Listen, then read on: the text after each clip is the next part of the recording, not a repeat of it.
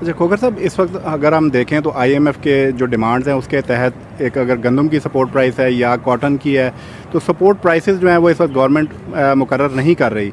तो इसका इम्पैक्ट आप क्या देख रहे हैं, क्योंकि आगे गंदम की क्रॉप भी आ रही है, एक तो पहले भी कम सोइंग हुई है और ऊपर से मौसमियाती जो तब्दीलियाँ हैं वो भी इम्पैक्ट कर रही हैं, तो क्या असरात देख रहे हैं आप? देखिए जी, गंदम के हवाले से मैं एक चीज़ कहूँगा कि गंदम में अगर हुकूमत पे IMF का प्रेशर है, वो हमें सपोर्ट प्राइस नहीं दे रहे, ना दें, फिर इस सिस्टम को हाइब्रिड ना बनाएं, इसको मार्केट फोर्सेस पे छोड़ें, जिला बंदी ना करें, सूबा बंदी ना करें, उसकी नकल अमल पे कोई पाबंदी कानून के तहत नहीं लगा सकते।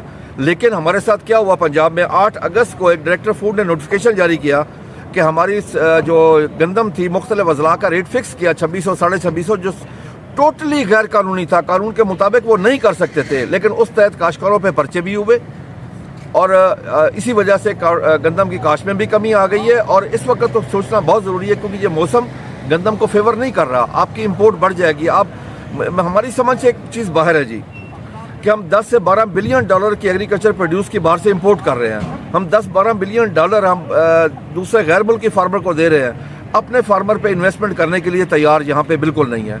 जिस सेक्टर से 20 से 25 हज़ार अरब की प्रोड्यूस लेते हैं, वहाँ पे इन्वेस्टमेंट क्या जी, जीरो। आज आप देखिए हमारा रिसर्च का बजट क्या, एग्रीकल्चर की GDP का 0.18, ब्राज़ील ने चंद सालों में क्यों तरक्की किया है? एक ही वजह है, उसका रिसर्च का बजट 1.75 है, हमसे कई सौ गुना ज़्यादा है। हम ना रिसर्च के ऊपर इन्वेस्टमेंट कर रहे हैं, पर दूसरी दुनिया में फ्यूचर मार्केटिंग है। अब गंदम को ले ले, इस दफ़ा जो हमारे पास अभी गंदम काश्त है वो 2024-25 की है, 24 में काश्त की, 25 में हार्वेस्ट करेंगे।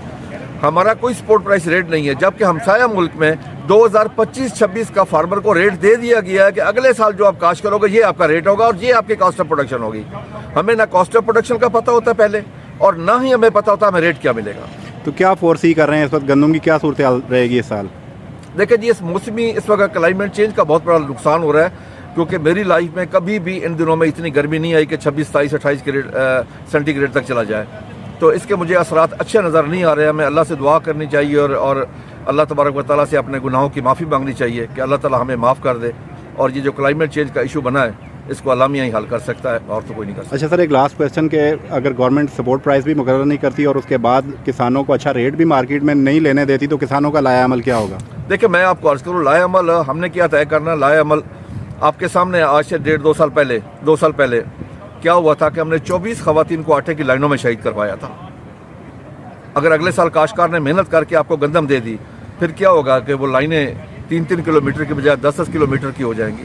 और काश्तकार के पास और क्या अख्तियार है? सिर्फ एक ही अख्तियार है ना, कि जिस तरीके से सनतकार करता है कि वो अपनी इंडस्ट्री बंद करता है, ताजिर शटर डाउन करता है, अपने बंद करता है, और क्लर्क कलम छोड़ हड़ताल करता है, काश्तकार भी अपनी काश्त में कमी ले आएगा।